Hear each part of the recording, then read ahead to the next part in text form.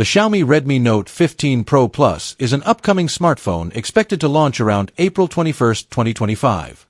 It is anticipated to feature a 6.78-inch Pro AMOLED display with a resolution of 1080 by 2400 pixels and a 165 Hz refresh rate. The device may be powered by the MediaTek Dimensity 8020 chipset, coupled with 8 GB of RAM and 256 GB of internal storage. The camera setup is rumored to include a triple rear configuration with a 200MP wide-angle primary sensor, a 13MP ultra-wide lens, and a 2MP macro lens. For selfies, it might offer a 60MP front-facing camera.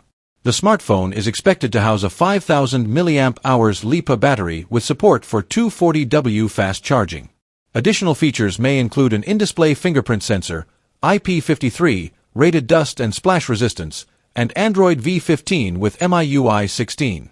Please note that these specifications are based on leaks and rumors and may change upon official release.